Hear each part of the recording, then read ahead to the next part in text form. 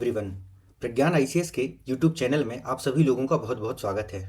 आज हम अपने इस वीडियो लेक्चर में supreme court of India, Bharat के सर्वोच्च न्यायालय या उच्चतम न्यायालय के बारे में पढ़ने जा रहे हैं। तो इससे संबंधित जितने भी महत्वपूर्ण प्रावधान हैं उनकी चर्चा हम अपने इस क्लास में करेंगे। तो चलिए शुरू करते हैं सर्वोच्च न्यायालय या उच्चतम न्यायालय के बारे में। सर्वोच्च न्यायालय का जो वर्णन है वह भारतीय संविधान के भाग 5 में, कहाँ पर? भारतीय संविधान के भाग 5 में किया गया है। और इसके लिए जो अनुच्छेद डेडिकेटेड हैं वो हैं 124 से लेकर के 147 तक। ठीक है, भारतीय संविधान का भाग 5 अनुच्छेद 124 से लेकर के 47 तक। ये वही भाग है दोस्तों जिस भाग में वह यूनियन गवर्नमेंट, केंद्रीय सरकार के बारे में जो है प्रावधान किए गए हैं। और केंद्रीय जो विधायिका, कार्यपालिका और उसके साथ जो है उसमें सुप्रीम कोर्ट और साथ में जो आपके महान्यायवादी हैं उनसे रिलेटेड प्रोविजन इस भाग में किए गए हैं। ठीक है, तो 124 से लेकर के 147 तक। अब अगर हम गठन की बात करें, सर्वोच्च न्यायालय के गठन की बात करें, तो आज़ादी के पूर्व जो है वह एक अधिनियम लाया गया था, जिस अधिनियम का नाम था भारत सरकार अधिनियम 1935। क्या नाम था? भारत सरकार अधिनियम 1935। इसके तहत जो है भारत में एक संघीय न्यायालय की स्थापना की गई थी। किसकी स्थापना की गई थी? एक संघीय न्यायालय की स्थापना की गई थी। ठीक है, और इस संघीय न्यायालय को आज़ादी के बाद जो है वह 26 जनवरी 1950 को, कब? 26 जनवरी 1950 को वह सर्वोच्च न्यायालय या उच्चतम न्यायालय में परिवर्तित कर दिया गया। ठीक है, तो कभी अगर पूछा जाए कि किस अधिनियम के तहत सर्वोच्च न्यायालय की स्थापना की गई थी, तो सर्वोच्च न्यायालय की स्थापना भारत सरकार अधिनियम 1935 के तहत की गई थी। क्लियर है दोस्तों? इसके बाद सुप्रीम कोर्ट का एक बहुत महत्वपूर्ण कैरेक्टरिस्टिक होता है, जो कि है क्या कि सुप्रीम कोर्ट जो है वह कोर्ट ऑफ रिकॉर्ड है। क्या है? कोर्ट ऑफ रिकॉर्ड है। ये बात कही गई है आर्टिकल 129 में। कहाँ पर कही गई है? अनुच्छेद 129 में ये कहा गया है कि सुप्रीम कोर्ट एक कोर्ट ऑफ रिकॉर्ड होगा। क्या है? आगे देखेंगे। नेक्स्ट है, अब हम ये देखते हैं कि सुप्रीम कोर्ट में कुल न्यायाधीश, मतलब न्यायाधीशों की संख्या कितनी होगी, इस बारे में हम लोग बात करते हैं। तो देखिए, वैसे तो मूल जो संविधान था, ठीक है, जो हमारा ओरिजिनल कॉन्स्टिट्यूशन था, उसमें सुप्रीम कोर्ट के न्यायाधीशों की जो संख्या थी, ठीक है, वह कितनी थी? 1+7। ठीक है, मूल संविधान में। ठीक है, कि एक मुख्य न्यायाधीश होगा और 7 अन्य न्यायाधीश होंगे। लेकिन समय समय पर इनकी संख्या वह क्या की गई? इंक्रीज किया गया। ठीक है, उसमें जो है बढ़ोतरी की गई। क्यों? क्योंकि भाई देश की जनसंख्या बढ़ने लगी, मामले बढ़ने लगे, कानूनी जो मामले हैं वो भी बढ़ने लगे। ठीक है, तो राज्यों की संख्याएं बढ़ने लग गई। तो सुप्रीम कोर्ट में जितने ज़्यादा जज होंगे, मामलों की सुनवाई उतनी ही जो है जल्दी उनको सुलझाया जाएगा। इसलिए जो है क्या किया गया, सुप्रीम कोर्ट में धीरे धीरे जो है जजों की संख्या बढ़ाई जाने लगी। और एट प्रेजेंट यानी वर्तमान में जो है वह सुप्रीम कोर्ट में कुल 34 न्यायाधीश हैं। कितने न्यायाधीश हैं? 34 न्यायाधीश हैं, 34 न्यायाधीश हैं, जिनमें से एक है हमारे मुख्य न्यायाधीश होते हैं, जिन्हें हम भारत के मुख्य न्यायाधीश, चीफ जस्टिस ऑफ इंडिया कहते हैं। और 33 जो है अन्य न्यायाधीश होते हैं। कौन होते हैं? 33 अन्य न्यायाधीश होते हैं। अब अगर आपसे पूछा जाए कि न्यायाधीशों की संख्या का निर्धारण किसके द्वारा किया जाता है? सुप्रीम कोर्ट में। तो संसद जो है कानून बना करके न्यायाधीशों की संख्या को या तो कम कर सकता है या तो ज़्यादा कर सकता है। ठीक है, या तो इनकी संख्या बढ़ाई जा सकती है या कम की जा सकती है संसद के माध्यम से। ठीक है, तो ये बात आपको यहाँ पर याद रखनी है, बहुत महत्वपूर्ण फैक्ट है ये। ठीक, चलिए अब आगे बढ़ते हैं नियुक्ति के बारे में। कुल न्यायाधीशों की संख्या देख लिए। कुल न्यायाधीश कितने होते हैं सुप्रीम कोर्ट में? 34 न्यायाधीश होते हैं, 34 न्यायाधीश होते हैं। ठीक है, उनमें से एक मुख्य न्यायाधीश और 33 जो है वो अन्य न्यायाधीश होते हैं दोस्तों। अब न्यायाधीशों की नियुक्ति के बारे में बात करते हैं कि न्यायाधीशों की आखिर नियुक्तियां होती कैसी हैं। तो सबसे महत्वपूर्ण फैक्ट तो यही है कि न्यायाधीशों की नियुक्ति सुप्रीम कोर्ट में, चाहे वह मुख्य न्यायाधीश हो या अन्य न्यायाधीश हो, उन सभी की नियुक्ति जो है वह राष्ट्रपति महोदय के द्वारा की जाती है। ठीक है, आपको ये जनरली तो स्टूडेंटों को ये पता होता है, ठीक है, कि मुख्य न्यायाधीश की नियुक्ति, भारत के मुख्य न्यायाधीश की जो नियुक्ति है वह राष्ट्रपति के द्वारा की जाती है। लेकिन अन्य न्यायाधीशों की नियुक्ति के मामले में वो थोड़ा सा कंफ्यूज हो जाते हैं। कई बार उनको ऐसा लगता है कि अरे यार, कहीं ऐसा तो नहीं है कि अब मुख्य न्यायाधीश को तो राष्ट्रपति ने नियुक्त कर ही दिया है। ठीक है, जो अन्य न्यायाधीश है सुप्रीम कोर्ट के, शायद उनको मुख्य न्यायाधीश ही नियुक्त करता हो। ठीक, तो ऐसा कंफ्यूज नहीं होना है, आपको ध्यान रखना है कि चाहे वो मुख्य न्यायाधीश हो चाहे वह अन्य न्यायाधीश हो, उन सभी की नियुक्ति राष्ट्रपति महोदय के द्वारा ही की जाती है। ठीक है, तो राष्ट्रपति द्वारा मुख्य न्यायाधीश की भी नियुक्ति की जाती है और अन्य न्यायाधीशों की भी नियुक्ति की जाती है। अब मुद्दा आता है राष्ट्रपति नियुक्ति करता कैसे है, उसको कौन बताता है कि भैया तुम फलाने जज को मुख्य न्यायाधीश बना दो, फलाने जज को जो है सुप्रीम कोर्ट का न्यायाधीश बना दो। ठीक है, उसको बताता कौन है? ठीक है, क्या राष्ट्रपति अपने मन से ही जजों की नियुक्ति करता है? ठीक है, तो उसके लिए प्रावधान किया गया है ना। मूल संविधान में तो ये कहा गया था कि राष्ट्रपति अगर उपयुक्त समझे तो, ठीक है, वह जो सुप्रीम कोर्ट है ना और जो हाई कोर्ट है उनके जजों से परामर्श करके न्यायाधीशों की नियुक्ति करेगा, वो चाहे मुख्य न्यायाधीश हो चाहे वो अन्य न्यायाधीश हो। मूल संविधान में ये कहा गया था, लेकिन सुप्रीम कोर्ट ने समय समय पर इसमें अपना जो है डिसीजन दिया हुआ है। ठीक है, बहुत सारे डिसीजन, जैसे फर्स्ट जज केस, सेकंड जज केस, थर्ड जज केसेस, अलग अलग केसेस होते हैं। उन केसेस में सुप्रीम कोर्ट ने क्लैरिफाई किया कि सुप्रीम कोर्ट में जजों की नियुक्ति कैसे की जाएगी। ठीक है, तो हम उसका फाइनल आउटकम देखते हैं कि अभी क्या प्रोसीजर है सुप्रीम कोर्ट में जजों के अपॉइंटमेंट की। तो मान लीजिए राष्ट्रपति महोदय को क्या करना है, मुख्य न्यायाधीश को नियुक्त करना है। मुख्य न्यायाधीश की नियुक्ति के लिए क्या किया जाता है, जो सुप्रीम कोर्ट के वरिष्ठतम न्यायाधीश होते हैं, कौन होते हैं, सुप्रीम कोर्ट के जो वरिष्ठतम न्यायाधीश होते हैं, सीनियर मोस्ट जज होते हैं, उन्हें चीफ जस्टिस ऑफ इंडिया बनाया जाता है। ठीक है, लेकिन ये बनाने के लिए क्या किया जाता है, राष्ट्रपति महोदय को सिफारिश की जाती है। ठीक है, यह राष्ट्रपति परामर्श करता है सुप्रीम कोर्ट और हाई कोर्ट के न्यायाधीशों से परामर्श के पश्चात। मतलब राष्ट्रपति ऐसा कब करता है, जब वह सुप्रीम कोर्ट और हाई कोर्ट के न्यायाधीशों से परामर्श कर लेता है तो। ठीक है, ये हो गई मुख्य न्यायाधीश की नियुक्ति। अब आते हैं अन्य न्यायाधीश की नियुक्ति। तो अन्य न्यायाधीशों की नियुक्ति भी राष्ट्रपति के द्वारा ही की जाती है, लेकिन यहां पर जो है राष्ट्रपति को कोलेजियम की सिफारिश के आधार पर, ठीक है, मतलब जब कोलेजियम सिफारिश करता है, कोलेजियम बनाया जाता है, वो कोलिजियम जजों के नामों की एक सूची जो है ना, जो जजेज हैं उनके नामों की एक सूची राष्ट्रपति को भेजी जाती है और राष्ट्रपति उसी सूची में से जजों को वह अपॉइंट करता है। ठीक है, अब इस कोलिजियम में कौन कौन होते हैं ये आपको याद रखना है, क्योंकि ये एग्जाम में पूछा जाता है कि निम्न में से कौन कोलिजियम का अंग नहीं है या जो है पार्ट नहीं है। तो आपको याद रखना है कि जो कोलिजियम सिस्टम है दोस्तों, उसमें उसकी जो संरचना होती है वो 1+4 की होती है। कैसी होती है, 1+4 की होती है, जिसमें मतलब टोटल इसमें 5 सदस्य होते हैं। एक जो है वो कौन होते हैं, चीफ जस्टिस ऑफ इंडिया। कौन होते हैं, चीफ जस्टिस ऑफ इंडिया। ठीक, और जो 4 अदर जो जजेज होते हैं वो कौन होते हैं, सीनियर मोस्ट जजेज of supreme court. Senior most जजेज ऑफ सुप्रीम कोर्ट। ठीक है, मतलब सुप्रीम कोर्ट के 4 वरिष्ठतम न्यायाधीश और एक जो है मुख्य न्यायाधीश, इनके ये मिलकर के एक तरीके की एक समिति है। इस समिति को कहा जाता है कोलिजियम, और ये कोलिजियम नामों की सिफारिश करता है राष्ट्रपति महोदय को कि भैया फलाना व्यक्ति को जो है आप सुप्रीम कोर्ट में न्यायाधीश बना दीजिए, और राष्ट्रपति फिर उसको अपॉइंट कर देता है। इसी को कई बार जो है दोस्तों क्रिटिसाइज करने के लिए ये कह दिया जाता है कि सुप्रीम कोर्ट तो खुद ही मास्टर ऑफ रोस्टर है, मतलब वो अपनी नियुक्तियां भी स्वयं ही करता है। ठीक है, सुप्रीम कोर्ट में मुख्य न्यायाधीश की नियुक्ति भी सुप्रीम कोर्ट के जजों के ही परामर्श के द्वारा, अन्य न्यायाधीशों की नियुक्तियां भी क्या किया जाता है, सुप्रीम कोर्ट के ही जजों के परामर्श के द्वारा। ठीक है, तो इसको लेकर के क्रिटिसाइज भी किया जाता है सुप्रीम कोर्ट को कई बार, और इसी क्रिटिसिज्म को दूर करने के लिए जब मोदी सरकार अस्तित्व में आई 2014 में, तो उन्होंने कहा कि चलो इसके लिए कोई समाधान ढूंढते हैं। ठीक है, कि मतलब इसको इस बेसिस पर क्रिटिसाइज किया जाने लगा। इस प्रोसेस को आप पूरा देखिए और समझिए कि क्या हो रहा है यहाँ पर, जज ही जजों को नियुक्त कर रहे हैं, जज ही जजों को नियुक्त कर रहे हैं। ठीक है, तो इस बात को क्या किया जाने लगा, क्रिटिसाइज किया जाने लगा। क्या जज ही जज को नियुक्त कर रहे हैं, बताइए। ठीक है भाई, उनका कोई चुनाव तो हो नहीं रहा है कि जनता के द्वारा उन्हें चुना जा रहा है। ठीक, तो जज अपने में से ही जजों को नियुक्त कर रहे हैं, और उसमें राष्ट्रपति की भूमिका केवल नियुक्ति करने की है, राष्ट्रपति अपने मन से भी नहीं कर रहा है। ठीक, तो इस बात को क्या किया जाने लगा, क्रिटिसाइज किया जाने लगा, मतलब आलोचना की जाने लगी कि बताइए ये कैसी संस्था है। क्योंकि इसमें इस वजह से क्या है, जो नए लोगों का प्रवेश है वो एक तरीके से बाधित होने लग गया। क्यों, क्योंकि जज जिनके साथ अच्छी पहचान होती है, मतलब ये मैं सिर्फ आपको समझाने के लिए बता रहा हूँ, ऐसा सरकार ने सोचा। ठीक है, वास्तविकता इससे कुछ अलग है। हाँ, कुछ हद तक ये भी सही है कि जो न्यायाधीशों का भी जो न्यायाधीशों में भी जो है ना, जजों में भी एक परिवारवाद का चलन हो चुका है।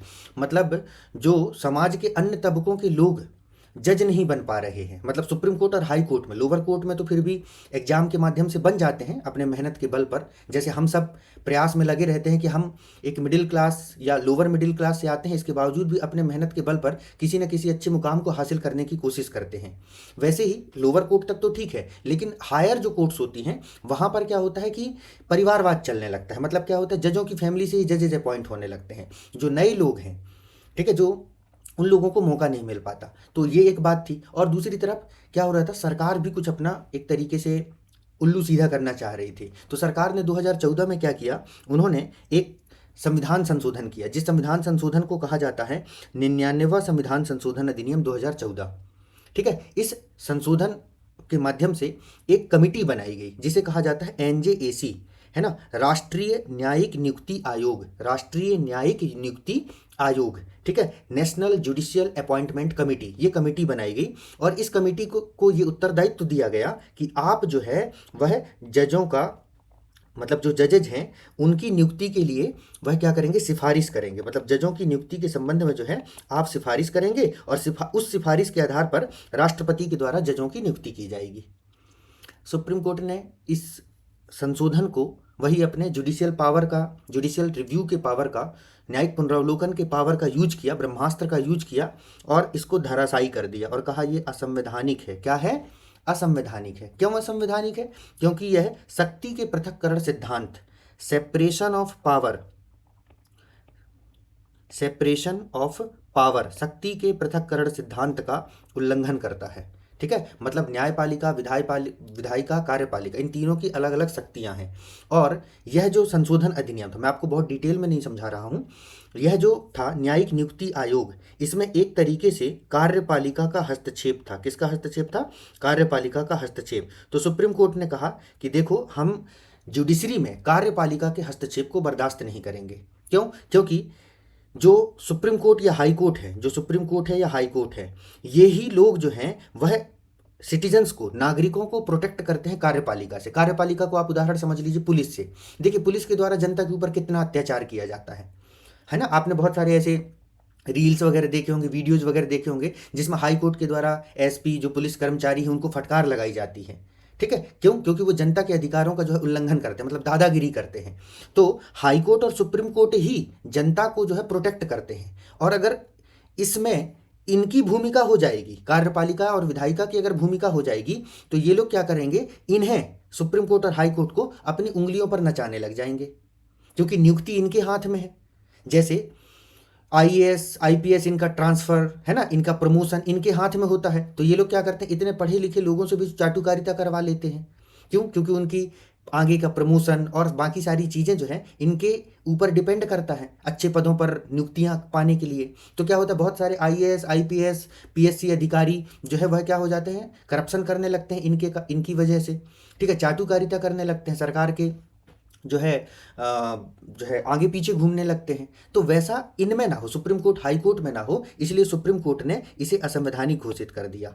ठीक है दोस्तों, तो ये बात आपको याद रखनी है, मुख्यतः आपको याद रखनी है। 99वां संविधान संशोधन संबंधित है एनजेएसी से, मतलब राष्ट्रीय न्यायिक नियुक्ति आयोग से संबंधित है। ठीक है, अब हम कुछ फैक्ट्स देख लेते हैं। एक फैक्ट, बहुत इंपॉर्टेंट फैक्ट ये है आपका कि भारत के प्रथम मुख्य न्यायाधीश, भारत के प्रथम मुख्य न्यायाधीश सर्वोच्च न्यायालय में, वो कौन थे, हरिलाल जे कानिया। कौन थे, हरिलाल जे कानिया। ये जो महोदय हैं इनकी यहाँ तस्वीर लगी हुई है, आप लोग देख लीजिए, हरिलाल जे कानिया, ये भारत के प्रथम मुख्य न्यायाधीश थे।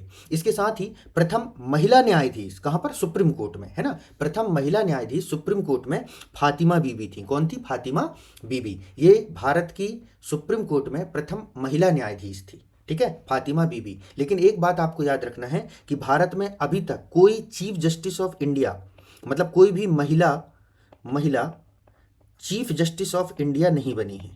कोई भी महिला चीफ जस्टिस ऑफ इंडिया नहीं बनी है, ये फैक्ट आपको याद रखना है। ठीक है, तो कभी एलिमिनेट करने के लिए आ जाए, मान लीजिए एग्जाम में कोई क्वेश्चन पूछे जिसमें ये पूछा गया हो कि निम्न में से कौन भारत के मुख्य न्यायाधीश रहे हैं या नहीं रहे हैं, ठीक है, नहीं रहे हैं पूछे, और उसमें से 4 नाम दिए हों, ABCD, और ये चारों जो है, मान लीजिए ये भी किसी मेल कैंडिडेट का नाम है, ये भी मेल कैंडिडेट का, ये भी मेल का, ये भी फीमेल का। अब आपको नहीं पता कि ये रहे हैं या नहीं है, लेकिन आपको ये पता है कि फीमेल अभी तक भारत में कोई भी महिला मुख्य न्यायाधीश तो नहीं हुई है। तो आप इसको एलिमिनेट कर देंगे।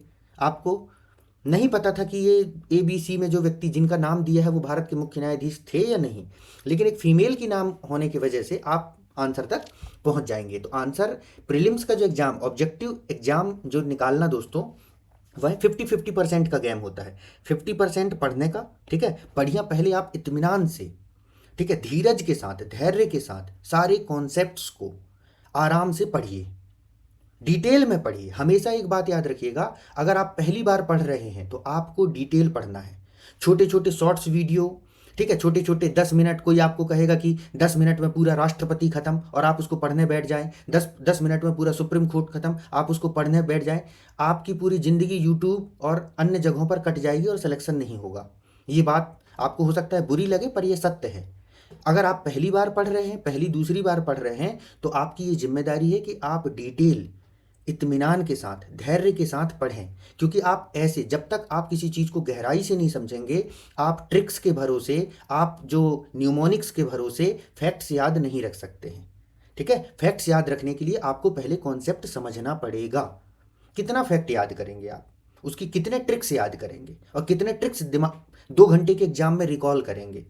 ठीक है, तो उसके लिए ज़रूरी है कि कॉन्सेप्ट को समझ लीजिए। बहुत सारे फैक्ट जो है आपको कॉन्सेप्ट के बेसिस पर याद हो जाएंगे कि आखिर ये इससे जुड़ा हुआ है, इसके रिलेटेड फैक्ट्स कौन सा है। ठीक है, तो ये जो आप लोगों को बरगलाते हैं ऐसे लोग, इनसे कृपया करके बच के रहिए। ठीक है, मैं एक टीचर हूं और टीचर के नाते आपको ये बात समझा रहा हूं। ठीक है, चलिए आगे बढ़ते हैं।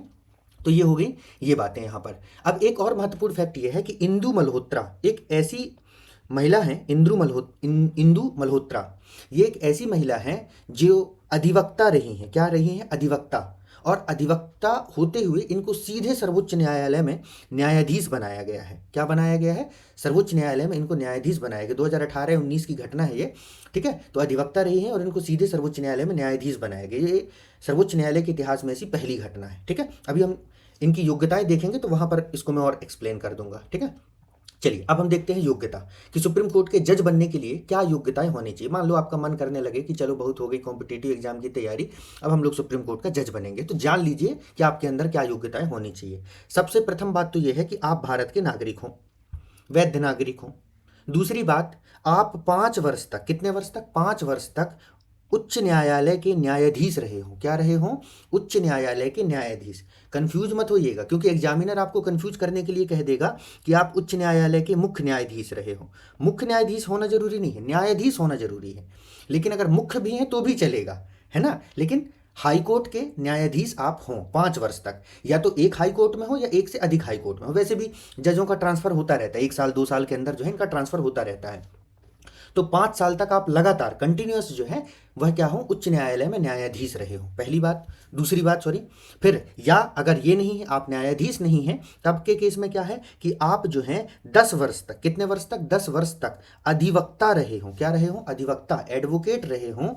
कहाँ पर? उच्च न्यायालय में, लोअर कोर्ट में नहीं कि आप किसी जिला न्यायालय में 10 साल से वकील हैं और आप पहुंच जाएं सुप्रीम कोर्ट की कि मुझे भी अपॉइंट करो भैया, मैं इतने साल से वकालत कर रहा हूँ। तो सुप्रीम कोर्ट पूछेगा ये बताओ, मतलब ये कॉलेजियम पूछेगा पहले ये बताओ, तुम वकालत तो आपने किया है, लेकिन क्या उच्च न्यायालय में वकालत किया है? तो बोलोगे नहीं, 1-2 केस लड़ने गया हूँ कभी, है ना, रजिस्टर्ड हूँ पर वकालत नहीं किया हूँ। तो ऐसा नहीं, वकालत किए होने चाहिए, और सुप्रीम कोर्ट के मामले में ही, और कहीं नहीं। हाँ हाँ, ये एक बात और बताना, इंदु मल्होत्रा जो मैं अभी बता रहा था, इसी बेसिस पर अपॉइंट हुई हैं, और ये पहली बार ऐसा हुआ है ना। ऐसा पहली बार हुआ है कि किसी वकील जो 10 वर्ष तक अधिवक्ता रहा हो उसको उच्चतम न्यायालय में, सर्वोच्च न्यायालय में न्यायाधीश बनाया गया है। ठीक है, तो इंदु मल्होत्रा का नाम आप लोग याद रखिएगा। फिर और अगली बात क्या है कि राष्ट्रपति की राय में कोई प्रख्यात विधिवेत्ता हो। क्या हो? कोई प्रख्यात जो है वह विधिवेत्ता हो, कोई एमिनेंट ज्यूरिस्ट हो। क्या हो? कोई एमिनेंट ज्यूरिस्ट हो। मतलब आप ऐसे समझिए कि आप एक ऐसे व्यक्ति हैं, आप एक ऐसे व्यक्ति हैं जिसे जो है दुनिया भर के जो है कानूनों का भयंकर ज्ञान है। मतलब आप एकदम ज्ञानी किस्म के व्यक्ति हैं। कानूनों का ऐसा कानून जो है, जैसे कुछ लोगों को रहते हैं ना, संस्कृत के श्लोक रटे रहते हैं एकदम, ठीक है, वैसे ही आपको दुनिया भर के कानून रटे हुए हैं। आप एकदम उड़ाते हैं कानूनों को, और राष्ट्रपति की नज़र आपके ऊपर पड़ गई, बोलेगा महाराज कहाँ थे, आइए इधर, हम आप ही को ढूंढ रहे थे, सुप्रीम कोर्ट में जज बनाना है, आइए आइए। तो ये सुप्रीम कोर्ट में किया जा सकता है, ठीक है। लेकिन ये हाई कोर्ट में नहीं किया जा सकता। ये वाला जो प्रोविजन है दोस्तों, ये वाला जो प्रोविजन है हाई कोर्ट के लिए यहाँ थोड़ा डिफरेंस होगा, यहाँ थोड़ा डिफरेंस होगा, और ये वाला जो प्रोविजन है वो हाई कोर्ट में अप्लाई नहीं होगा, ठीक है। ये केवल सुप्रीम कोर्ट में अप्लाई होता है। तो ये हो गई योग्यता। योग्यता बहुत अच्छे से याद रखिएगा, क्योंकि आप सबको पता है इससे प्रश्न बनाए जाते हैं, और बहुत जल्द पूरी जो है जोर शोर से तैयारियां चल रही हैं ऑब्जेक्टिव बनाने की। और मैंने जैसे आपको पहले भी बताया है कि ऑब्जेक्टिव मैं ही बना रहा हूं, और उसमें फालतू के क्वेश्चन ऐड नहीं कर रहा हूं, जिससे आप लोग बेवजह की चीज़ों पर इंडल्ज हो, मतलब उलझें, है ना। ऐसी चीज़ें अपन प्रयास करेंगे जिससे अपन कम समय में सही प्रिपरेशन कर सकें, क्योंकि हम पहले कॉन्सेप्ट को अच्छे से पढ़ रहे हैं, है ना। और कॉन्सेप्ट एक बार क्लियर है तो क्वेश्चन तो चाहे जैसा भी आ जाए, ठीक है। जितना मैं पढ़ा रहा हूँ उतना अगर आप सही से पढ़ लें ना, तो आप यूपीएससी में भी 30-40 क्वेश्चन सॉल्व कर दें सारे सब्जेक्ट के। अभी तो सिर्फ पॉलिटी पढ़ रहे हैं हम लोग। चलिए शपथ एवं इस्तीफा देखते हैं। तो शपथ एवं अगर इस्तीफा की बात करें हम, तो शपथ या इस्तीफा जो है वह राष्ट्रपति को देते हैं, क्योंकि नियुक्त जजों को नियुक्त किसने किया है? राष्ट्रपति ने। तो उनको शपथ दिलाने का काम भी राष्ट्रपति महोदय के द्वारा किया जाता है, और अगर उनको इस्तीफा देना है तो भी वो राष्ट्रपति महोदय को देते हैं, ठीक है। फिर कार्यकाल की अगर बात करें तो 65 वर्ष तक। कितने वर्ष तक? 65 वर्ष तक। एक इंपॉर्टेंट फैक्ट आपको याद रखना है कि सुप्रीम कोर्ट में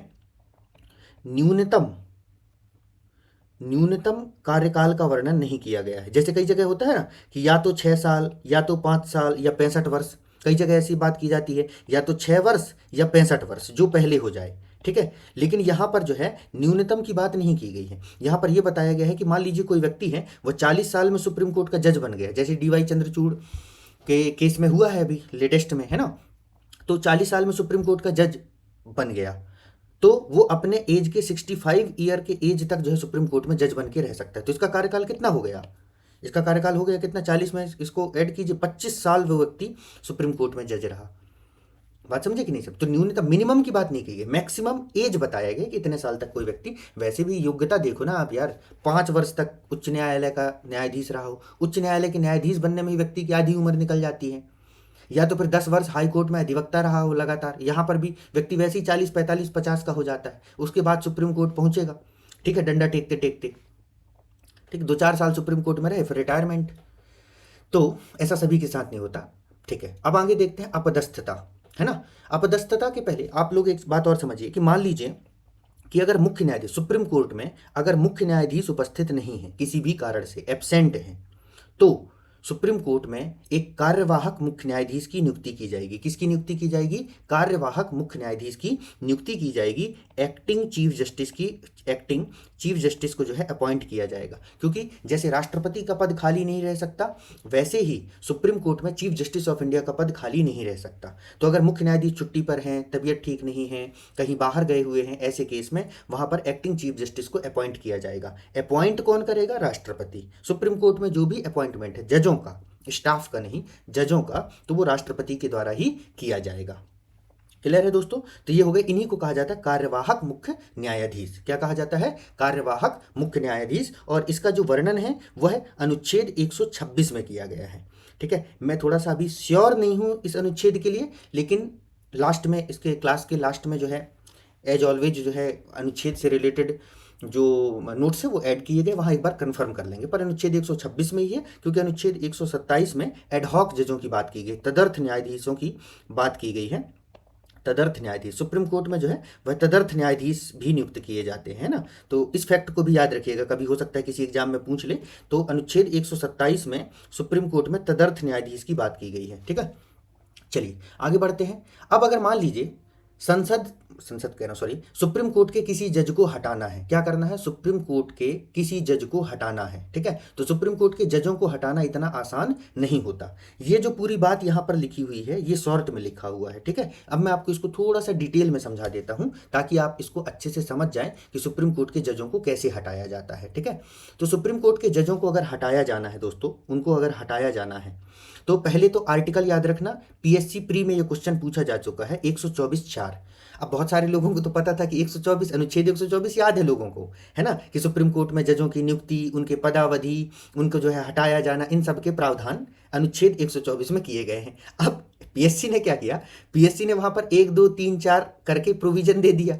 अब 1 2 3 4 जनरली कोई भी याद नहीं करता, हम भी टीचर हैं पढ़ाते हैं, हम भी नहीं पढ़ाते ईमानदारी से अगर बात बताएं तो। हम सिर्फ ये कह देते क्योंकि कितना याद कराएंगे उन्हें। तो कुछ क्वेश्चन जैसे होते हैं ना छोड़ने के होते हैं, या थोड़ा सा कॉमन सेंस यूज करने को होते हैं, पर इसमें कॉमन सेंस भी यूज ना हो, क्यों ना हो, क्योंकि ही पीएससी ने क्या किया, अनुच्छेद भी ऐसे दिए 124 1 2 3। तो मतलब आदमी तुक्का मारे भी तो कैसे मारे। तो ऐसे क्वेश्चन एग्जाम में थोड़े प्रेशर क्रिएट करने के लिए दिए जाते हैं एग्जामिनर के द्वारा, ताकि वो लोग जो थोड़ा हैवी प्रेशर में काम नहीं कर पाते वो एग्जाम से एलिमिनेट हो जाएं। ठीक है, तो उसके लिए रहता है ऐसे क्वेश्चनों को, कभी अगर ऐसा आ जाए क्वेश्चन तो छोड़ दीजिए, वो ज़्यादा बेटर होता है। ठीक है, पीएससी वालों के लिए बता रहा हूँ, एसएससी वगैरह आरआरबी के एग्जाम में इतने डेप्थ में नहीं कोई पूछता है क्वेश्चन। अब चलिए आगे बढ़ते हैं। तो अगर इनको हटाया जाना है तो उसका प्रोविजन किया गया है 124(4) में, है ना। यहाँ पर आधार क्या है, मतलब जजों को किस बेसिस पर हटाया जाएगा, मतलब कब हटाया जाएगा। तो मान लीजिए जब उन पर आरोप लगा हो सिद्ध कदाचार का, किसका आरोप लगा हो, सिद्ध कदाचार का, प्रूव्ड मिसबिहेवियर का, या असमर्थता का, इनकैपेबिलिटी का। ठीक है, या तो वो असमर्थ हो गए हों, ठीक है, असमर्थ हो गए हों, मतलब सपोज कीजिए माइंड अनसाउंड हो गया हो, अल्जाइमर जैसी कोई मान लीजिए डिसीज हो गई हो, क्योंकि वैसे भी एज हो ही जाती है ना। फिर सिद्ध कदाचार, मान लीजिए किसी वित्तीय अनियमितता, मतलब जिसे हम भ्रष्टाचार कहते हैं, कुछ ऐसे आरोप लगे हों। तो ये दो ही आधार हैं, ये दो आधार आपको याद रखने, इसके अलावा कोई भी आधार एग्जामिनर देगा आपको उसकी तरफ देखनी नहीं है। संविधान में यही दो बातें कही गई हैं कि सुप्रीम कोर्ट और हाई कोर्ट भी यही है, सिमिलर। आगे हाई कोर्ट वाले चैप्टर में इसको फिर से एक्सप्लेन नहीं करूंगा, यही एक्सप्लेन कर दे रहा हूँ। हाई कोर्ट और सुप्रीम कोर्ट दोनों के जजों को हटाने के लिए यही दो आधार है, या तो सिद्ध कदाचार हो या असमर्थता हो। ठीक है, एसएससी के क्वेश्चन में ये पूछा जा चुका है एग्जाम में, है ना। अब हटाने के प्रस्ताव, अब क्या है कि इनको जो हटाया जाएगा, तो इनको हटाने के लिए जो है वह संसद की सिफारिश की आवश्यकता होती है। किसकी आवश्यकता होती है, संसद की सिफारिश की, मतलब संसद में प्रस्ताव के द्वारा ही, संसद में पारित प्रस्ताव के द्वारा ही इनको हटाया जाता है। ठीक है, तो कैसे हटाएंगे, देखिए जो हटाने का प्रस्ताव है, मान लीजिए किसी जज ए को हटाना है, किसी जज जो ए हैं उनको हटाया जाना है, तो उसके लिए एक प्रस्ताव बनाया जाएगा और उस प्रस्ताव को संसद में प्रस्तुत किया जाएगा। और इस प्रक्रिया को, ये जो पूरी प्रक्रिया है, इसको कहा जाता है महाभियोग जैसी प्रक्रिया। महाभियोग नहीं, महाभियोग केवल और केवल राष्ट्रपति के लिए प्रयुक्त किया गया है, लेकिन जजों को हटाने के लिए जो प्रक्रिया विहित की गई है, मतलब जो वर्णन किया गया है, उसे महाभियोग जैसी प्रक्रिया कहते हैं। इसके लिए क्या किया जाता है, इसके लिए किसी भी सदन में, किसी भी सदन मतलब या तो लोकसभा या तो राज्यसभा, किसी भी सदन में प्रस्ताव लाया जाता है। उस प्रस्ताव को लाने के लिए वो प्रतिवेदन सर्वप्रथम राष्ट्रपति को दिया जाता है कि भैया हम फलाने जज को हटाने वाले हैं, ये प्रतिवेदन पकड़िए, मतलब राष्ट्रपति को संबोधित किया जाता है। ठीक है, क्योंकि देश के मुखिया है और ये जजों को हटाने वाली बात है ना, बहुत तरीके से जटिल प्रक्रिया भी होती है। मान लीजिए हम ऐसा मान के चलते हैं कि ये प्रस्ताव जो है लोकसभा में लाया जाना है, कहाँ लाया जाना है, लोकसभा में। तो अगर इस प्रस्ताव को लोकसभा में लाया जाना है तो पहले 100 लोगों के उसमें हस्ताक्षर होने चाहिए। जैसे कई बार होता है ना कि आप मान लीजिए आप अपनी कॉलोनी में कोई नगर पालिका से कोई काम करवाना चाहते हैं, नाली बनवाना चाहते हैं, तो आप अकेले नगर पालिका गए तो नगर पालिका क्या कहेगा, कॉलोनी के सभी लोगों के एक एप्लीकेशन में दस्तखत करवा के लाइए। तो आप एक एप्लीकेशन बनाएंगे, उसमें जितने भी लोग रह रहे हैं कॉलोनी के आस पड़ोस या गाँव के, उन सबके दस्तखत करवाएंगे और फिर वो एप्लीकेशन लेके जाएंगे कहाँ, नगर पालिका या पंचायत, जहाँ भी हो। वैसा ही यहाँ पर भी होता है कि प्रस्ताव में पहले क्या करना पड़ेगा, आपको 100 सदस्यों के जो है वह हस्ताक्षर करवाने पड़ेंगे, और अगर ये राज्यसभा में प्रस्तुत करना हो तो 50 सदस्यों के हस्ताक्षर। ठीक है, तो ये हुआ। अब हम ये मान के चलते हैं कि ये प्रस्ताव कहाँ लाया गया है दोस्तों, लोकसभा में लाया गया है। लोकसभा में जब ये प्रस्ताव लाया जाएगा तो वो किसके समक्ष प्रस्तुत किया जाएगा, सभापति के समक्ष प्रस्तुत किया जाएगा। किसके समक्ष, सभापति के समक्ष, मतलब जो अध्यक्ष है लोकसभा के। सभापति जो हैं वो चाहे तो स्वीकार कर लें या तो अस्वीकार, उनके पास दोनों ऑप्शन होता है, या तो वो उसको एक्सेप्ट कर सकते हैं या तो वो उसको डिनाई भी कर सकते हैं। मान लो अगर उन्होंने स्वीकार कर लिया, ठीक है, उन्होंने स्वीकार कर लिया, अभी जैसे जो वर्मा जी हैं, जज जो हैं, उनके खिलाफ ये जो हटाने का प्रस्ताव जो है वो अभी लोकसभा में लाया गया था, है ना। तो क्या हुआ, उन्होंने स्वीकार कर लिया। जैसे ही लोकसभा स्पीकर इसको स्वीकार करेंगे तो एक जांच समिति बनाई जाएगी। अरे भाई स्वाभाविक सी बात है, किसी के ऊपर आरोप लगा है, उसको अपना पक्ष रखने का मौका दिया जाएगा कि नहीं दिया जाएगा। तो एक जांच समिति बनाई जाएगी, लोकसभा ही बनाएगा क्योंकि लोकसभा में प्रस्ताव आया है। अगर राज्यसभा में आता प्रस्ताव तो राज्यसभा के द्वारा बनाया जाता, लेकिन सदस्य वही होंगे, चाहे लोकसभा बनाए चाहे राज्यसभा बनाए। तो लोकसभा एक जांच समिति बनाएगा। इस जांच समिति में सुप्रीम कोर्ट के चीफ जस्टिस या तो जज होंगे, या तो 3 सदस्य होती है, इसमें 3 सदस्य होते हैं। कितने सदस्य होते हैं, 3 सदस्यीय जांच समिति है। इसमें सुप्रीम कोर्ट के या तो चीफ जस्टिस होंगे या तो जज होंगे, क्लियर है? अगर जजों के खिलाफ है तो चीफ जस्टिस होंगे, और अगर चीफ जस्टिस के खिलाफ है तो जज होंगे। और कौन होगा? हाई कोर्ट का चीफ जस्टिस, हाई कोर्ट का चीफ जस्टिस, और एक पारंगत विधिवेत्ता। पारंगत विधिवेत्ता मतलब वही जिसको विधियों के बारे में बहुत डेप्थ नॉलेज है, ठीक है? तो पारंगत विधिवेत्ता, ये 3 लोगों की सदस्यीय जांच समिति बनाई जाएगी। अब ये लोग मान लीजिए जांच पड़ताल किए, जांच पड़ताल करने के बाद इनको लगता है कि जो आरोप लगाए गए हैं वो सही है, मतलब सच में इस व्यक्ति ने गुनाह किया है, ठीक है, उस आधार पर कदाचार किया है, तब के केस में फिर क्या होगा? लोकसभा में उस पर चर्चा किया जाएगा, फिर मतदान किया जाएगा। और मतदान क्या है? विशेष बहुमत से होगा। कैसे होगा? विशेष बहुमत से होगा। विशेष बहुमत मतलब मोटा मोटा समझ लीजिए आप, 2/3 मेजोरिटी से इसको पारित किया जाएगा। पारित करने के बाद सभापति उस पर जो है अपना हस्ताक्षर करेंगे, और हस्ताक्षर करके दूसरे सदन को भेज देंगे। मतलब यहाँ के केस में किसको भेज दिया जाएगा? राज्यसभा को भेज दिया जाएगा। ये देखो, लोकसभा से प्रस्ताव यहाँ पर पहुंच गया है। अब राज्यसभा में जांच समिति नहीं बनाई जाएगी क्योंकि जांच हो चुकी है, ठीक है? राज्यसभा में केवल चर्चा किया जाएगा और मतदान किया जाएगा। मतदान करने के बाद विशेष बहुमत से पारित किया जाएगा। विशेष बहुमत से पारित करने के बाद अध्यक्ष, मतलब जो उपराष्ट्रपति होंगे अगर, तो नहीं तो जो उपाध्यक्ष होंगे उनके द्वारा क्या किया जाएगा? हस्ताक्षर किया जाएगा, और फिर राष्ट्रपति हटाने का आदेश पारित कर दिया जाएगा, और उस दिन से उस व्यक्ति को न्यायाधीश के पद से मुक्त कर दिया जाएगा। ये है पूरी प्रोसेस, ठीक है? अभी यही प्रोसेस दोस्तों, मतलब ये एक उड़ी उड़ी खबर है ना, मतलब श्योरिटी नहीं है। बस मैं आपको बता रहा हूं कि जो जो हमारे उपराष्ट्रपति महोदय जगदीप धनखड़ जी के इस्तीफा के पीछे, ठीक है, उन्होंने जो रेजिग्नेशन दिया है उसके पीछे इस बात को भी एक कारण बताया गया है। वही जो मैं वर्मा जी के बारे में जो अभी आपको बताया कि उनको हटाने का प्रस्ताव लाया जाना था, ठीक है? तो लोकसभा अध्यक्ष भी चाहते थे कि ये प्रस्ताव उनके यहाँ आए, और राज्यसभा के अध्यक्ष भी चाहते थे कि ये प्रस्ताव उनके यहाँ आए, ठीक है? और पूरी जो मशक्कत है वो उपराष्ट्रपति महोदय मतलब जगदीप धनखड़ जी ने किया कि इस जज को तो हटाएंगे। लेकिन हुआ ये कि ये लड्डू खा गए कौन? लोकसभा अध्यक्ष। मैं सिर्फ, ये सिद्ध बात नहीं है लेकिन ऐसा कहा, एक कारण बताया जा रहा है, ठीक है? तो लोकसभा के अध्यक्ष ने इस प्रस्ताव को एक्सेप्ट कर लिया, ठीक है? वर्मा जी को हटाने का जो प्रस्ताव लोकसभा में लाया गया और उसको उन्होंने एक्सेप्ट कर लिया। इस बात पे भी ऐसा कहा जाता है कि जगदीप धनखड़ जी को जो है ये बात अच्छी नहीं लगी कि उन्होंने उनको हटाने के प्रस्ताव के लिए जो है काफ़ी एक तरीके से एक माहौल बनाया था, और जो है क्रेडिट जो है उन्होंने लोकसभा स्पीकर ने ले लिया, इस वजह से इस्तीफा दिया है उन्होंने, ऐसे कहा जा रहा है। चलिए अब हम देखते हैं वेतन एवं भत्ते। तो हटाने का समझ गए। अब वेतन एवं भत्ते, तो अगर वहां पर प्रश्न पूछा जाए कि अगर लोकसभा में प्रस्ताव लाना है तो कितने सदस्यों के हस्ताक्षर की जरूरत होगी? 100, 150, 200, 50? तो 100। राज्यसभा में लाया जाना है तो 50। कैसे हटाया जाएगा? साधारण बहुमत से, विशेष बहुमत से, ठीक है, प्रभावी बहुमत से, ठीक, या एक और प्रकार का जो है मान लीजिए बहुमत है, तो कैसे हटाया जाएगा? तो विशेष बहुमत से हटाया जाएगा, ठीक है? ये कुछ फैक्ट, छोटे छोटे फैक्ट हैं जो आपको याद रखने हैं, बाकी तो हम प्रैक्टिस करवा ही दूंगा मैं आप लोगों को। फिर है वेतन एवं भत्ते। तो वेतन एवं भत्ते दोस्तों जजों का जो है वह संसद के द्वारा निर्धारित किया जाता है। किसके द्वारा निर्धारित किया जाता है? संसद के द्वारा निर्धारित किया जाता है। जो मुख्य न्यायाधीश है उनका वेतन 2.8 लाख प्रति माह होता है और भत्ते अलग होते हैं। जो अन्य न्यायाधीश है उनके 2.5 लाख प्रति माह होता है। कहाँ से दिया जाता है? भारत की संचित निधि से, भारत की ट्रेजरी से दिया जाता है। अब हम लोग देखते हैं शक्तियां और क्षेत्राधिकार, है ना, कि सुप्रीम कोर्ट की क्या शक्तियां हैं, क्या क्षेत्राधिकार है। देखिए शक्तियां तो आपको पता है, पावर। क्षेत्राधिकार का क्या मतलब होता है? क्षेत्राधिकार का मतलब आप ऐसे समझिए, जैसे ये आपका घर है, ठीक है, ये आपका जो है प्यारा सा घर है, तो आपका क्षेत्राधिकार, और ये आपका जो है आंगन है, ठीक है, और ये सपोज कीजिए आपका बाउंड्री वॉल है, यहाँ पर आपने खूब गमले वमले पौधे वौधे लगा के रखे हैं, और फिर इसके बाद में ये एक रोड है और ये पड़ोसी का घर है, ठीक है। पड़ोसी का घर उतना अच्छा नहीं है, आपका मन बार बार करता है कि मैं पड़ोसी के घर को भी जाके सजा दूं, लेकिन आप ऐसा नहीं कर सकते क्योंकि आपका अधिकार आपके घर तक सीमित है, ठीक है, आपका क्षेत्राधिकार वहां नहीं है, ठीक है, जब तक आपने वहां अपना अधिकार बनाने का कोई विशेष प्रयास ना किया हो तो, ठीक है। अगर कोई आप विशेष प्रयास किए हैं तब की बात अलग है, वरना सामान्यतः जो है आपका क्षेत्राधिकार यहीं तक है, ठीक है। तो क्षेत्राधिकार का मतलब उसकी सीमा क्या है, कहां तक उसकी शक्तियां विस्तारित होंगी, ठीक।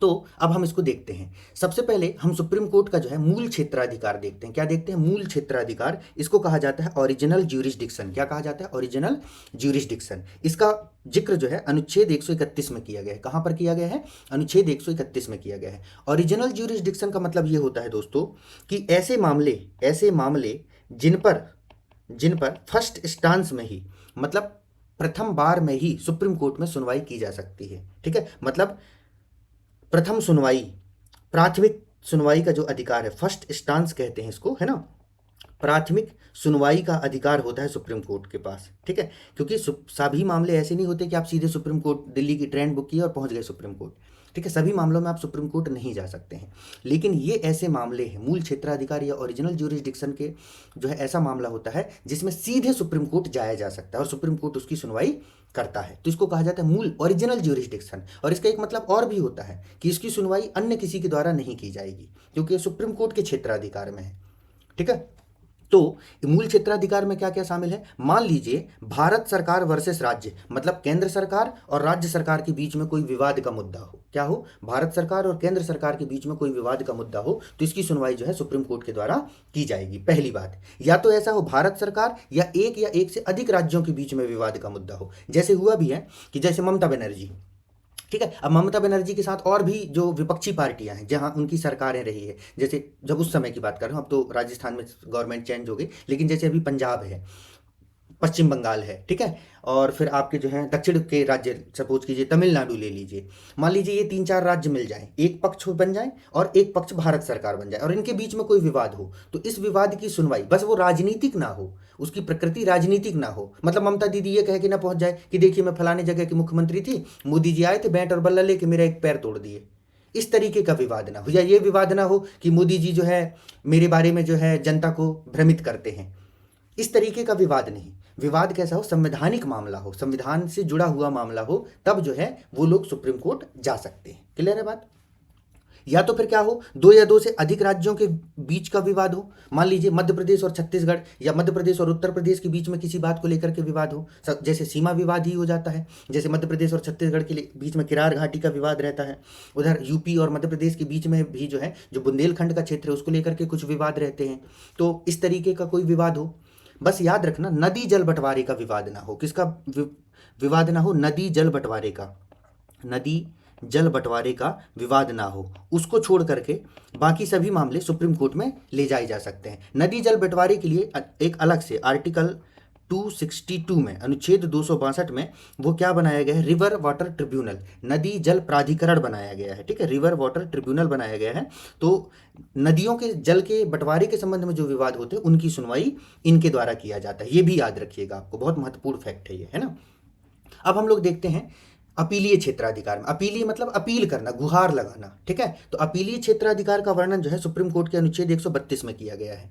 अपीलीय क्षेत्राधिकार कब किया जा सकता है, मान लीजिए कोई ऐसा मामला है, कोई ऐसा मुद्दा है, मामला है जिसमें संविधान या कानून की व्याख्या से संबंधित प्रश्न निहित है। कैसा, संविधान या कानून की व्याख्या के संबंध में प्रश्न निहित है, तब के केस में जो है सुप्रीम कोर्ट जाया जा सकता है। क्लियर है। जैसे फॉर एग्जाम्पल अभी एक वो जो केस हुआ था 2011 में, निर्भया का केस हुआ था, वहां पर ऐसा हुआ कि एक जो व्यक्ति था, ठीक है, उसकी एज 18 साल पूरी नहीं हुई थी, तो उसको जो है टीनेजर ट्रीट किया गया, एडल्ट ट्रीट जो है नहीं ट्रीट किया, उसकी वजह से उसको क्या है, सजा कम मिली। अब इसमें क्या है, एक कानून का मुद्दा जुड़ा हुआ है, ठीक है, कानून का प्रश्न है कि उसके लिए तो नहीं लेकिन बाद में आने के लिए कि हम आखिर 16 साल से अधिक उम्र वालों को एडल्ट माने या 18 साल से अधिक उम्र वालों को एडल्ट माने। क्यों, क्योंकि अब जो है, ठीक है, अब जो एज है वह क्या है, पहले के समय में ऐसा होता था कि ज्ञान के इतने साधन नहीं थे, इसलिए व्यक्ति का विकास धीरे धीरे होता था। लेकिन अब आप देखें 10 साल के बच्चे जो है एक 40 साल के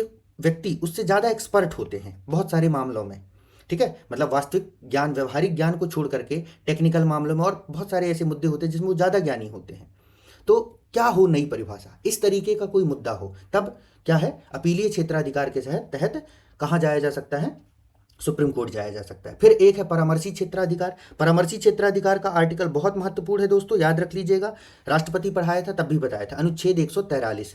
परामर्शी क्षेत्राधिकार को कहा जाता है एडवाइजरी ज्यूरिसडिक्शन। क्या कहा जाता है, एडवाइजरी ज्यूरिसडिक्शन। इसमें क्या होता है परामर्शी क्षेत्राधिकार में, परामर्शी क्षेत्राधिकार में क्या होता है, राष्ट्रपति महोदय के द्वारा, किसके द्वारा, राष्ट्रपति महोदय के द्वारा सार्वजनिक महत्व के मुद्दे पर, किस मुद्दे पर, सार्वजनिक महत्व के मुद्दे पर जो है सलाह मांगी जाती है सुप्रीम कोर्ट से। किससे सलाह मांगी जाती है, सुप्रीम कोर्ट से सलाह मांगी जाती है। वैसे तो राष्ट्रपति के पास भारत का महान्यायवादी है अनुच्छेद 76 के तहत, लेकिन फिर भी उसको लगता है कि ये व्यक्ति मुझे सही सलाह नहीं देगा, और राष्ट्रपति को ऐसा लगता है कि मैं इसमें सुप्रीम कोर्ट से सलाह ले लूँ ताकि आने वाले समय में, मतलब इतिहास में जब उनका नाम दर्ज किया जाएगा तो उनकी कोई आलोचना ना करे।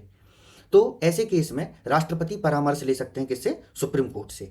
लेकिन सुप्रीम कोर्ट ना तो सलाह देने के लिए बाध्य है, ना तो राष्ट्रपति मानने के लिए बाध्य है। ठीक है, दोनों है। एक केस है जिसमें सुप्रीम कोर्ट सलाह देने के लिए भी बाध्य है, लेकिन राष्ट्रपति मानने के लिए तो बाध्य नहीं है। ठीक है, पर उसकी यहाँ आवश्यकता नहीं है। ठीक है, कुछ उदाहरण मैं दे देता हूँ। जैसे 1993 में 1993 में ही राष्ट्रपति महोदय ने ये सुप्रीम कोर्ट में जजों की नियुक्ति जो मैं भी आपको पढ़ाया हूँ ना, इसके संबंध में जो है सुप्रीम कोर्ट से सलाह मांगी थी कि भैया मैं जजों की नियुक्ति करते समय जो है मुझे किन नियमों को पालन करना चाहिए, तो ये सलाह मांगी गई। इसके बाद में एक केस और है जिसमें जो है सलाह मांगी गई थी, पर एक अभी हाल का केस है, मतलब हाल मतलब 1993 उसी समय का केस है, अयोध्या मंदिर विवाद के संबंध में। ठीक है, अयोध्या मंदिर के विवाद के संबंध में जो है राष्ट्रपति महोदय ने सुप्रीम कोर्ट से सलाह मांगी थी और सुप्रीम कोर्ट ने सलाह देने से मना कर दिया था।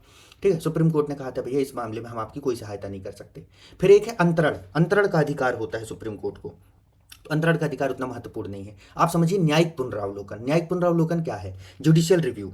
देखिए, जुडिशियल रिव्यू मैंने आपको फंडामेंटल राइट में समझा दिया है, एक बार फिर से आपको रिवाइज करवा देता हूं। जुडिशियल रिव्यू का मतलब क्या होता है कि सुप्रीम कोर्ट का उच्च न्यायालयों के निर्णय का अवलोकन करना। ठीक है, उच्च न्यायालय के निर्णयों का अवलोकन करना है ना, न्यायिक पुनरावलोकन या न्यायिक समीक्षा। नहीं, ये थोड़ा सा गलत है दोस्तों, है ना, इसको हम लोग क्रॉस कर देते हैं। ये दूसरी बात है, मतलब ये यहाँ फिट नहीं हो रही है।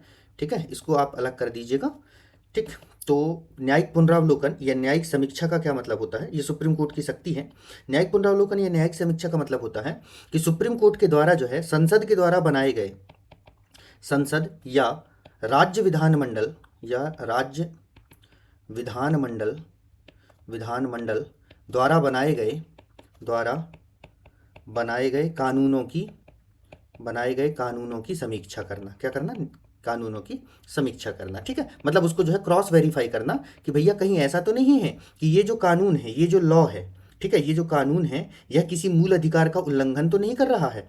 ऐसा तो नहीं कि नागरिक के किसी अधिकार को कम करने की कोशिश कर रहा है। सपोज करो जैसे एक आईटी एक्ट की एक धारा थी 66A, जिसमें यह कहा गया था कि अगर कोई भी व्यक्ति किसी सोशल मीडिया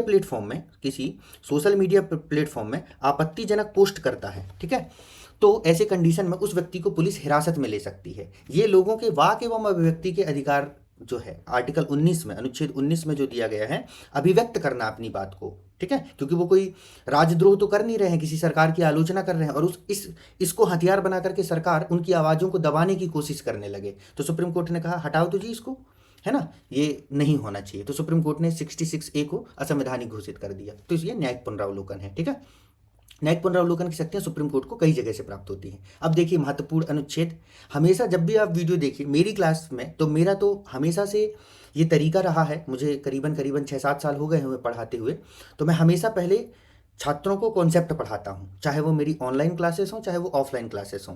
पहले कॉन्सेप्ट पढ़ा देता हूँ, उसके बाद लास्ट में सारे अनुच्छेद एक साथ रिवाइज करवा देता हूँ। आपको स्टैंडर्ड बुक उठा के देख लीजिए, चाहे वह लक्ष्मीकांत की बुक हो, परीक्षा वाणी की किताब हो, ठीक है, डीडी बसु की किताब हो, राजेश मिश्रा सर की किताब हो, कोई भी किताब स्टैंडर्ड बुक जो है आप उठा लीजिए, उन सब में यही होता है। पहले पूरे अवधारणा कॉन्सेप्ट को समझाया जाता है एग्जाम के हिसाब से, ठीक है, और फिर लास्ट में जो है सारे महत्वपूर्ण अनुच्छेदों को समराइज कर दिया जाता है ताकि वो चीज़ें आपके दिमाग में सेट हो जाए। ठीक है, केवल अनुच्छेद पढ़ा देने से, ट्रिक बता देने से क्लास नहीं होती है। चलिए, तो अब हम इसको समझते हैं, है ना।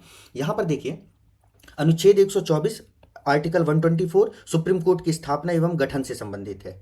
125 में वेतन की बात की गई है। 129 में कहा गया है अब सुप्रीम कोर्ट एक अभिलेख न्यायालय होगा। क्या होगा? अभिलेख न्यायालय होगा, कोर्ट ऑफ रिकॉर्ड होगा। और मैंने आपको बोला था कि मैं इसको बाद में समझाऊंगा। तो अभिलेख न्यायालय का क्या मतलब होता है दोस्तों, जरा आप लोग जो है इस बात को समझिए। अभिलेख न्यायालय का मतलब होता है कि सुप्रीम कोर्ट के सभी निर्णयों का साक्ष्यात्मक मूल्य होता है। क्या होता है? सुप्रीम कोर्ट के सभी निर्णयों का साक्ष्यात्मक मूल्य होता है। इसका मतलब यह होता है कि सुप्रीम कोर्ट ने जो निर्णय दिया है उसको आप किसी अन्य कोर्ट में as a evidence, as a testimony use कर सकते हैं। जैसे वकील लोग करते भी हैं, वकील लोग जैसे वो बहस करते हैं तो वो इस समय बोलते भी हैं कि हाई कोर्ट में मान लीजिए केस लड़ रहे हैं, तो वो बोलेंगे भी कि माननीय जो है उच्चतम न्यायालय के द्वारा फलाने केस में ऐसा एक निर्णय दिया गया है जिसमें कहा गया है कि ऐसी परिस्थिति में इस तरीके की चीज़ें जो है अपनाई जाएंगी। तो वो क्या बन गई, उसके लिए एक टेस्टमनी बन गई, मतलब एक साक्ष्य बन गया, और हाई कोर्ट उसको डिनाई नहीं कर सकता ना, और लोअर कोर्ट तो कर ही नहीं सकते, है ना। तो इवन सुप्रीम कोर्ट भी नहीं कर सकता। सुप्रीम कोर्ट में भी अगर मान लीजिए सुप्रीम कोर्ट का कोई डिसीजन है और इन फ्यूचर कोई केस लड़ा जा रहा है, तो वहां पर सुप्रीम कोर्ट के पुराने डिसीजन को एज ए एविडेंस यूज किया जा सकता है, एज ए टेस्टमनी यूज किया जा सकता है कि इस सुप्रीम कोर्ट ने अपने पहले के निर्णय में, इसी तरीके का एक केस था, इसमें अपने पहले के निर्णय में ऐसा जजमेंट दिया था, और सुप्रीम कोर्ट उसको मानेगा भी। क्लियर है। तो एक बात ये हो गई, ठीक। और दूसरी बात ये है कि अगर मान लीजिए सुप्रीम कोर्ट की बात कोई नहीं मानता, इवन किसी भी न्यायालय की बात कोई नहीं मानता, तो न्यायालय अपने अवमानना के लिए लोगों को दंडित कर सकता है। कंटेम्प्ट ऑफ कोर्ट कहा जाता है इसे। मान लीजिए न्यायालय ने किसी को कहा, मान लीजिए पुलिस को कोई आदेश दिया, या किसी व्यक्ति को कोई जो है जुर्माना लगाया है, कुछ भी इस तरीके की, और वो न्यायालय की बात को ना माने, तो न्यायालय उस व्यक्ति को दंडित कर सकता है। जैसे अभी जो है हमारे जो मुख्य न्यायाधीश सीनियर जो चीफ जस्टिस ऑफ इंडिया है गवई जी, उनके ऊपर जो जूता उछालने की कोशिश की गई। वैसे तो वो एक सज्जन पुरुष हैं, तो उन्होंने जो है इस पर कोई भी किसी भी प्रकार का केस करने से जो है मना कर दिया, अन्यथा सुप्रीम कोर्ट के पास ये पावर थी कि उस व्यक्ति के ऊपर जो है वो अवमानना का केस लगा के उनको सालों जेल में सड़ा सकते थे। ठीक है। वैसे तो बार काउंसिल ऑफ इंडिया ने उनकी जो वकालत जो है उसको रद्द कर दिया है, ठीक है, लेकिन फिर भी सुप्रीम कोर्ट भी अगर चाहता तो उनको जो है जेल में ठूस सकते थे। ठीक। तो अब सुप्रीम कोर्ट का जो है, सुप्रीम मतलब गवई जी का ये एक बड़प्पन है। चलिए आगे बढ़ते हैं। तो यही है दोस्तों, जब लोगों के पास ज्ञान आता है ना, ज्ञान का स्तर जब बढ़ता है ना, तो उनके अंदर जिसको कहते हैं ना धैर्य, विनम्रता, ऐसे जो गुण है वो ऑटोमेटिक विकसित होने लगते हैं। ठीक है। इसीलिए कहा जाता है ना कि जो बांस जैसे खड़े हुए लोग होते हैं, अकड़ू टाइप के, वो जब तेज हवाएं चलती हैं तो पहले गिर जाते हैं, लेकिन जो घास होता है सॉफ्ट, मुलायम, विनम्र, लचीला, कैसी भी हवा चल जाए, आंधी तूफान बाढ़ आ जाए, वो बने रहते हैं, मतलब आसानी से वो डिगते नहीं हैं। इसलिए व्यक्ति को अपने जीवन में विनम्र बनना चाहिए। ठीक है। अकड़ू बनने से कोई फायदा नहीं होता। ठीक है। क्योंकि आज के समय में ये खास करके बॉलीवुड तो हमें पूरी तरीके से बर्बाद करने में लगा हुआ है। एनिमल जैसी मूवियाँ बन रही हैं। ठीक है। मतलब हम वो चाहते हैं कि हम, ठीक है, 2000-3000 साल की मेहनत के बाद आज जिस स्तर पर पहुंचे हैं वापस से वहां पर चले जाएं। मतलब वो हमें जो है आज से 4000-5000 साल पीछे ढकेलना चाहते थे, जब मनुष्य एक किनके जैसा, पशुओं के जैसे जीवन जीता था। आदि मानव जो नहीं हुआ करते थे, वो हमको आदि मानव बनाना चाहते हैं। इसलिए तो उस फिल्म का नाम ही एनिमल रखा गया है ना। मतलब हमारे अंदर के एनिमल एक्सटिंक्ट, कि हम मानवता को भूल जाए। हमारी दुश्मनी है तो हम कितने भी लोगों की हत्याएं कर दें। ठीक। उसका सेंस अलग हो सकता है, लेकिन उसका जो मोडस ऑपरेंडी है, करने का जो तरीका है वो सही नहीं है, क्योंकि उससे समाज में प्रदूषण फैलता है, प्रदूषित मानसिकता के लोगों को जन्म देता है वो। तो ऐसी चीज़ों का बहिष्कार करना चाहिए। बाकी आपकी मर्जी है कि आपको कैसा समाज बनाना है। चलिए आगे देखते हैं इसमें। ठीक है। फिर हम नेक्स्ट देखते हैं यहाँ पर, ये अनुच्छेद 132, 133, 134 ये सुप्रीम कोर्ट के अपीलीय क्षेत्राधिकार से है, एपीलेट ज्यूरिसडिक्शन से है। 133 में सिविल न्यायालय है और 134 में आपराधिक न्यायालय है। ठीक है। 137 में है पुनर्विलोकन या समीक्षा करने की शक्ति, जो मैं भी आपको समझा चुका हूँ। इवन सुप्रीम कोर्ट अपने ही निर्णय को पलट सकता है, ये भी याद रखना। मतलब सुप्रीम कोर्ट अपने ही निर्णयों की पुनरावलोकन भी कर सकता है, या हाईकोर्ट के निर्णयों के पुनरावलोकन कर सकता है, जैसे हुआ भी। जैसे एलजीबीटी कम्युनिटी के क्षेत्र में, LGBTQ कम्युनिटी के लिए दिल्ली हाई कोर्ट ने कहा कि ये जो है वह क्या है, गैर कानूनी है, मतलब इनके जो संबंध है वो गैर कानूनी है। दिल्ली हाई कोर्ट ने कहा, सुप्रीम कोर्ट ने कहा नहीं नहीं ये कानूनी है, कोई दिक्कत नहीं है, मतलब ये अवैध नहीं है। सुप्रीम कोर्ट अपने भी निर्णय को बदल सकता है। ठीक। तो ये पावर सुप्रीम कोर्ट के पास है। फिर आर्टिकल 138 जो है, इसमें क्षेत्राधिकार का विस्तार है, महत्वपूर्ण नहीं है। ठीक है। आपको याद रखना है आर्टिकल 139 भी उतना महत्वपूर्ण नहीं, एक 141 याद रखिएगा और 143 याद रखिएगा। तो इनमें से जो आर्टिकल्स दोस्तों आपको याद रखने हैं वो मैं आपको बता देता हूं। ठीक है। एक आपको याद रखना है 124, आपको याद रखना है 129, आपको याद रखना है 133 और 134, है ना। आपको याद रखना है 137 और आपको याद रखना है 143। ठीक है। और इसके साथ ही जो मैंने आपको बताया है आर्टिकल नंबर 262, ठीक है, नदी जलों के संबंध में जो प्राधिकरण है वो याद रखने हैं आपको। ठीक। तो इस तरीके से दोस्तों ये हमारा सुप्रीम कोर्ट वाला चैप्टर जो है वह कंप्लीट हो गया है। हम अपनी नेक्स्ट क्लास में हाई कोर्ट और सब ऑर्डिनेट कोर्ट से रिलेटेड जो प्रोविजन है उन पर चर्चा करेंगे। ठीक। प्रज्ञान ICS के यूट्यूब चैनल में जुड़ने के लिए दोस्तों आप सभी लोगों का बहुत बहुत धन्यवाद।